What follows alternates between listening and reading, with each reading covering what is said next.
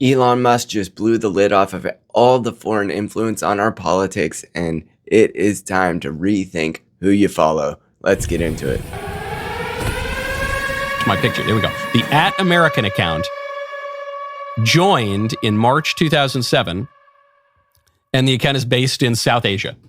My name is Casey, and I've been a therapist for more than 13 years, and I started this channel to try to restore a future of faith, fatherhood, and freedom in America for my kids who have to live here, and that has a lot to do with whether or not foreign entities are influencing our discourse in the Overton window. If you'd like to hear more about any of that, please like, share, and subscribe. Let's do it together. Reaching for all the wrong conclusions. It tells us that we're in the midst of an information war, obviously. We're in the midst of an information war in the United States, and so foreign actors are going to try to manipulate that information war.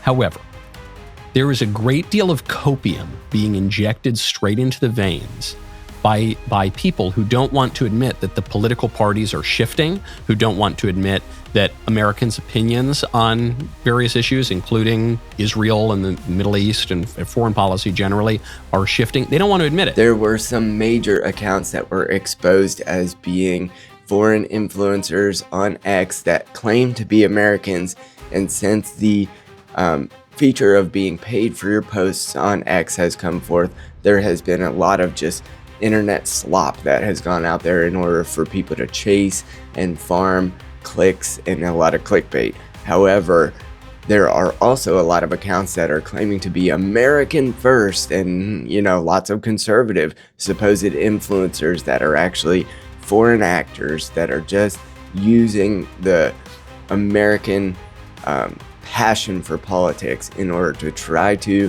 gain likes and attention in order that they can profit from the American discourse. And really, they're sowing division more likely than anything. And there are so many accounts that were supposedly America First and MAGA and even liberal accounts and left-wing accounts that really are just stirring the international pot to present our polity as something more toxic than maybe it even really is. Let's look at a little of that. One tweet, it was really funny. It's this white family, and they say that they've converted to Islam. And it looks pretty AI. But this is from Martin, D. Martin. It says, just 4 days ago, I announced my conversion to Islam with my wife, Jessica, here in Los Angeles, American flag.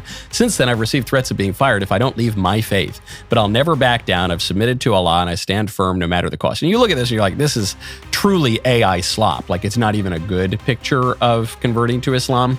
Then you find out that this account, D. Martin, where's it based? Give me the location. Joined in September of this year, so it joined 2 months ago, account based in West Asia.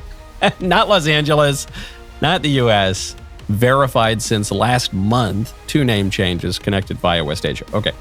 That was Michael Knowles reporting, of course, and there are even more influencers that are just comically America First that have been caught up in this. Let's look at a little bit more. Gaza war. So the Times of Gaza account, just posting from on the ground these Palestinian journalists. It joined in November 2018 in West Asia, so Pakistan or something? Turkey. Account based in East Asia and the Pacific. It's been verified since January of last year. 3 name changes, so we don't know what it was before it was Times of Gaza. Connected via the North Africa App Store. The truth might actually be that we're a little less toxic as a culture and society than what we thought, because it turns out that there are people who live in other countries. A lot of them were founded in Israel, a lot of them founded in East Asia, a lot of them founded in India, and actually they're just stirring the American populace after one another in order to try to get clickbait and farm views and likes and ways on X that they can get paid more. So it's perhaps true, after Elon revealed all this, that we're actually not as bad off as we thought we were. That's the white pill that I might be able to offer in this mess of X. Why do information wars work? Why do people wage them in the first place? It's not to just totally brainwash people. It's not even to plant new ideas in people's minds. It's to exacerbate existing tensions. That's how information wars really work well, is when there are already tensions over foreign policy intervention versus isolation, over supporting Israel versus not supporting Israel versus outright opposing Israel. When there are already tensions, when there are classically during the Cold War, the Soviet Union exploited racial tensions in the United States to great effect. It's not just that the communist agitator groups, largely backed by the USSR, the KGB even, in the 60s and 70s, it's not that they invented the idea of racial strife in America, it's that they exploited it, and it worked. There were race riots. There were all sorts of battles that took place.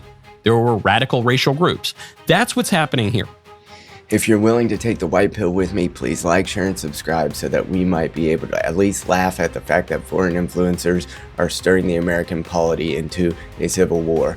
Let's do it together. Please like, share, and subscribe. I'll talk to you later.